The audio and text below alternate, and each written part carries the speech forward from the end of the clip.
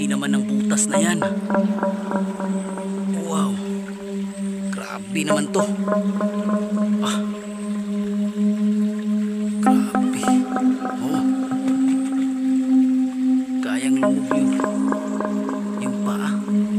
Grabe naman yan. You know, makinis talaga. Wow.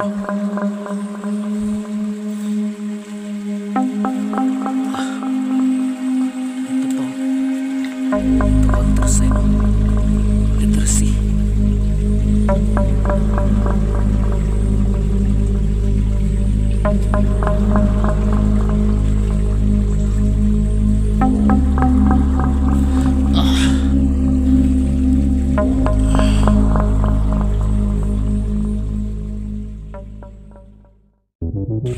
Naku, sayang talaga mga kaibigan.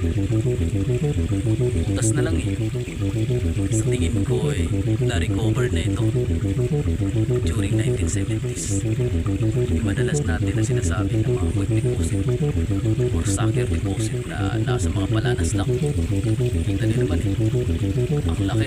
You know, natambakan na nga lang ng mga buhangin. Pero okay lang yan. Kahit tanghaling tapat na ngayon, kahit nagugutom na, i-demo ko na lang sa inyo kung paano pa mag-ikaw nito. Okay? Para matrace yung item mo. Ito yung marker. So, kung meron kayong kaparehas na ganitong plastaka, letter C, ganyan po ulit ng yan. Either nasa code 4 or either code 3, madalas pinaroroonan ng deposito. At ito na nga, i-demo ko na sa inyo. Mga kaibigan, ito yung butas. Sabi pa ng iba, ito ay nature lang daw, gawa ng tubig. Pero malayo lang naman yung tubig eh. Yan. Diba nakikita ninyo pwedeng ilublob yung dalawang tsinelas kanina? So, sobrang laki. Ako yung napapamangha. At kung mapapansin ninyo, ayun, smooth yan, smooth. Ayan. Halatang merong takip yan dati. Binasag na lang. So malamang yung mga nakukuha dito ay yung mga Koreano. Hindi naman ay Hapon. Sobrang laki talaga ng butas. Sobra 1 foot yung diameter. Ayan. So ibig sabihin ito ay item holder.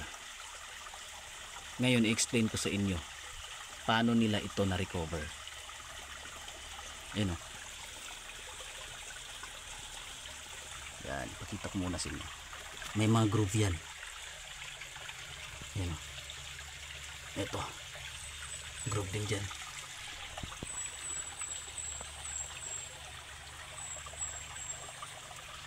Ayan. Okay. Dito muna tayo.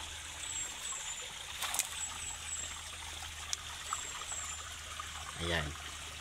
Ano bang napupunan? Diba letter C? Kung papansin ninyo, pag ganyan lang. Ito ay metal element. At ang metal element ay laging kapartner yan ng wood element.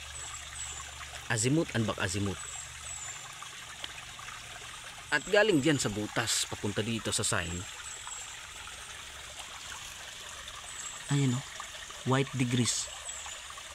SE or southeast 135 degrees. Kung straight mo yan, yung white degrees na yan papunta dun,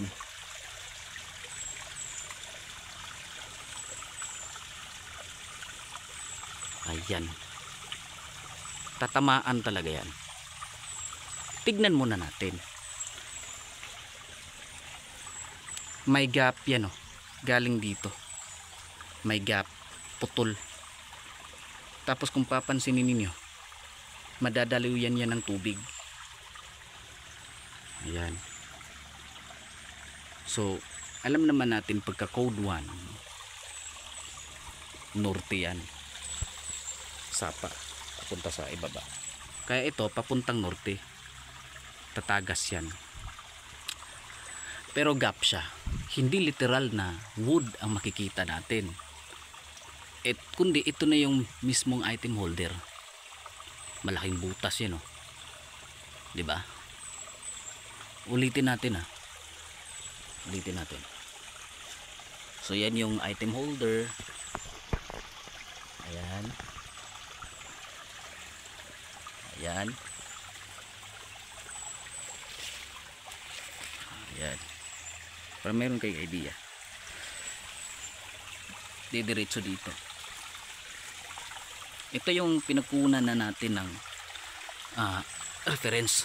Ito ay fulcrum point natin, kumbaga. So sa fulcrum point na ito, either yung item ay nasa code 3, kasi parehas naman wood element yung code 3 at code 4, di ba? Maliit nga lang na wood ang ibig sabihin ng code 4 at malaki naman sa code 3. Sa norte, tignan natin, oh. Yung sinasabi ko kanina, may diyan, may gap, tapos daluyan ng tubig pag mag-ulan. Kasi literal sa norte, code 1, 360 degree. Ito pwede nating mahugasan, so it means water element. At dahil nagpapahiwatig siya ng letter C, metal, kapartner talaga niya yung wood. Pwede ngang grab type ang ginamit, pwede ring ma-apply dito yung yin yang principles. Pwedeng ang baon ay nasa code 7 or either code 6. Pero makikita natin dito, wala na, mga buhangin yan, wala dyan. Yan lang yung item holder, isa lang. Sana po ay maintindihan nyo, Kunin ko yung compass. Ngayon, ito na yung load primary target na nakuhanan. Itapat natin kanina dito sa itapat natin dito. Norte. Ayan, literal. Tatagas talaga yung tubig. Pwedeng manuhan ng tubig ba? Pero dito sa load na ito na nakunan, item holder, code 2 tayo. Code 2. Naman yung code 2. Diba? Ito yung code 2. Ito. Southwest. Klaro ba? Ayan. Southwest. SW. Code 2 yan. 225 degrees. Didiretso doon. Ipapakita ko din sa inyo yung nakunan doon. So, it means load to load target na. Okay? So, ang masasabi ko lang sa inyo, ang pag-aaral ng mga ganito ay makakapagdagdag sa atin ng kaalaman. Para nang sa ganun, makakatulong ito upang makakakuha kayo, baka sakaling meron pa sa inyong lugar. Yan, dito tayo, Ayan. SE and NW. Yan ang white degrees. Didiretso southeast and northwest. Pang centering na to, tatadlas. Boom. Okay. Ayan. So ngayon, papakita ko na naman sa inyo yung isa na nakunan. Pero bago muna ay kung sa tingin mo ay natulungan ka sa video natin, ay hihilingin ko sa inyo na kung maaari i-share mo itong video na ito sa iba, sa mga kakilala mo, nang sa ganun ay ma-encourage din sila at makatulong na rin, baka meron silang site na ganito, mga kaibigan mo, at makaretrieve kayo at pakisubscribe. Okay, maraming salamat at ipapakita ko na din yung isa na nakunan ng item. So ito yung sa code 2, malaki din eh. Ayan.